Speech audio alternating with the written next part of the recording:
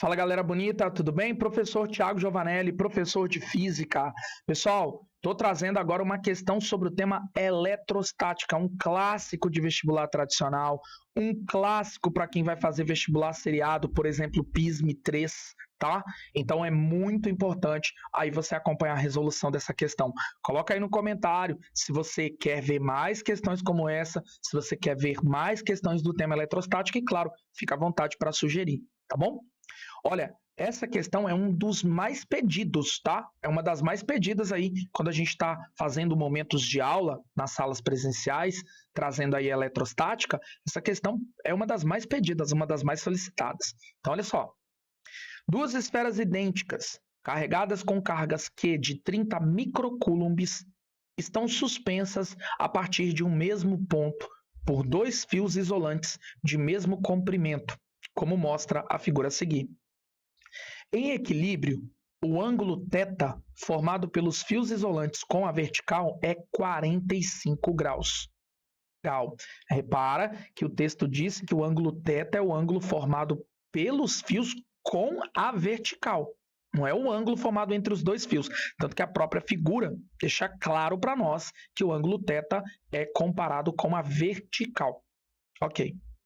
Sabendo que a massa de cada esfera é de 1 kg e que a constante de Coulomb é K, 9 vezes 10 elevado a nona newton vezes metro quadrado por Coulomb ao quadrado, e que a aceleração da gravidade é G, 10 metros por segundo ao quadrado, determine a distância entre as duas esferas quando em equilíbrio. Lembre-se de que micro é 10 elevado a menos 6. Então, quando ele deu ali 30 microcoulombs, é para eu entender como 30 vezes 10 elevado a menos 6 coulombs. Foi isso que ele quis dizer. Legal? E aí, pessoal, olha que o perfil das alternativas, né, está em metro, que é o padrão Sistema Internacional de Unidades.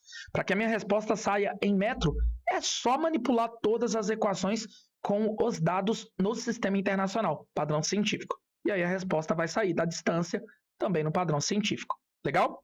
Então, olha só, para a gente resolver essa questão, a gente vai resolver ela em duas etapas. Primeira etapa, a gente vai fazer uma senhora análise vetorial. Segunda etapa, a gente vai fazer, obviamente, a parte das continhas aí, né? A matemática bruta, eu vou chamar assim, tá? Então, vamos fazer a análise vetorial. Aí, seleciona uma das duas esferas para você fazer a análise vetorial. Por quê? Porque tudo que você entender para uma das esferas vai ser análogo para a outra. Então, vamos selecionar uma só. Por exemplo, ó, eu vou escolher só a esfera da esquerda. Analisando todos os vetores forças que atuam na esfera, a gente vai entender o seguinte, ó. Ele deu no texto que a esfera tem massa e que o ambiente está com gravidade. Então, com certeza, tem peso. E nós sabemos que o peso ele sempre aponta vertical para baixo. Além disso, tem uma corda esticada. Se tem uma corda esticada, nós também temos uma força de tensão ou tração. Bom, e pela natureza elétrica das duas esferas e pela própria disposição da figura e o texto narrando, né, a gente sabe que essas duas esferas estão se repelindo, cargas de mesmo sinal, então elas estão se repelindo. Por isso que tem também uma força elétrica na horizontal no nosso desenho. Bom, observa que eu vou tirar esse desenho daqui, tá? E vou escrever um pouquinho aqui do lado para você visualizar uma coisa muito importante, que é a chave para a gente encontrar a resposta da questão. Olha, vamos imaginar que essa é a esfera. Eu vou colocar ela como se ela estivesse na marcação zero de um referencial cartesiano. Eu tenho um vetor, que é o vetor peso. Eu tenho outro vetor, que é o vetor força elétrica. Se nós somarmos vetorialmente pelo método do paralelogramo, né? Visto que os dois vetores estão bundinha com bundinha. Se eu somar esses dois vetores, a gente vai ter este vermelhinho como resultado. Chamarei esse vermelhinho de vetor x, ok? Então, quem é o vetor x? Seria a soma vetorial de P com a força elétrica. Tá. Mas, pela situação que o próprio texto enfatizou várias vezes de equilíbrio dinâmico, equilíbrio estático, não é equilíbrio estático aqui nesse contexto, pela situação de equilíbrio estático, você concorda que os vetores Força elétrica, peso e tração devem se anular? Senão a esfera estava em movimento, né? Em movimento acelerado, movimento retardado. Se essa esfera está em equilíbrio, significa então que esses três vetores precisam se anular. Tá, mas eu já fiz a análise da força elétrica com o peso. Então, a junção desses dois me dá x. Ou seja, esses dois vetores juntos me dando x, esse x, você concorda comigo que deve se neutralizar com a tração? Então, é como se esse vetor x fosse um vetor oposto ao vetor tração, para ele poder neutralizar a tração, né? Para dar resultante zero. Vou repetir.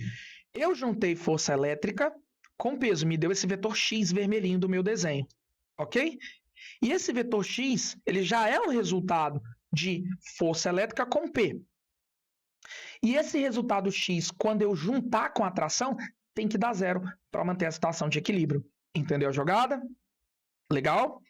Só que aí eu vou além, né? Olha, não se esquece que esse vetor tração, ele forma com a vertical um ângulo.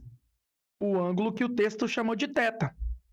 E é óbvio que essa condição do ângulo θ, também, por ser correspondente, pode ser encontrada aí nesse vetor x e no vetor p.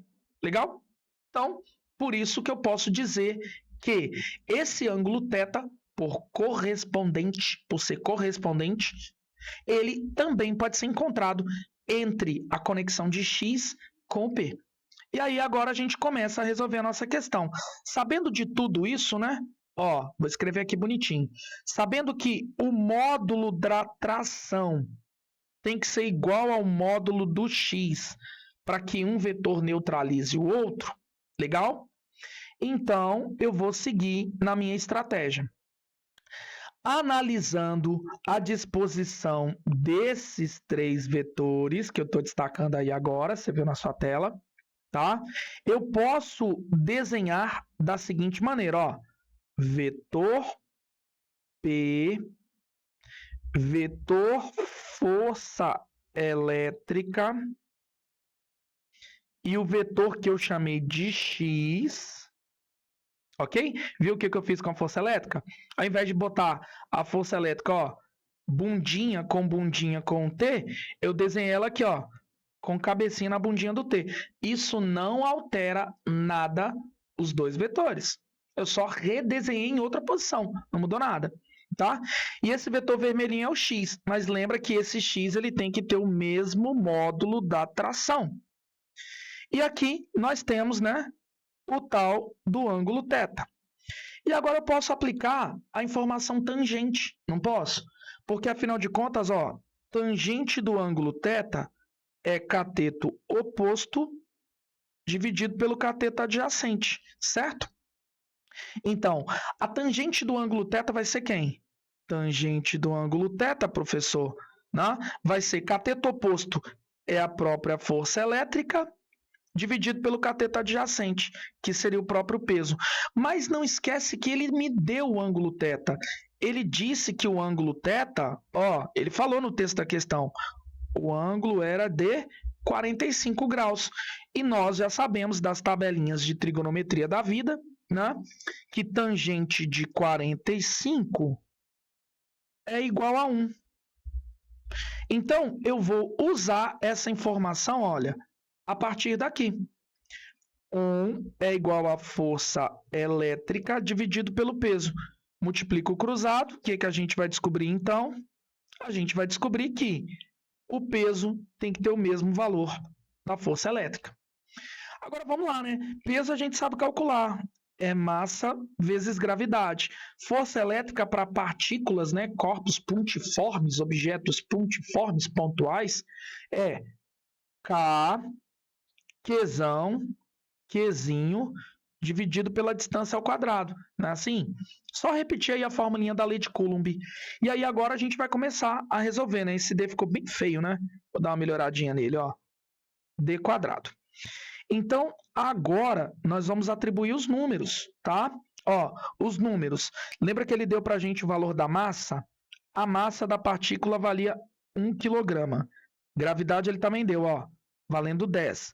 A carga dos dois bichinhos é 30 vezes 10 elevado a menos 6. Afinal de contas, ele ensinou para a gente o que é micro. E a constante eletrostática do vácuo ele deu, que é o 9 vezes 10 a nona. Todos os dados numéricos estão aí. E o nosso objetivo é descobrir o D. Então vamos lá. Massa valendo 1, gravidade valendo 10, 9 vezes 10 elevado a nona para o K. As cargas envolvidas são 30 vezes 10 a menos 6 da primeira esfera, vezes 30 vezes 10 a menos 6 da segunda esfera. Tudo isso dividido, claro, pela distância ao quadrado, que é a nossa incógnita, tá?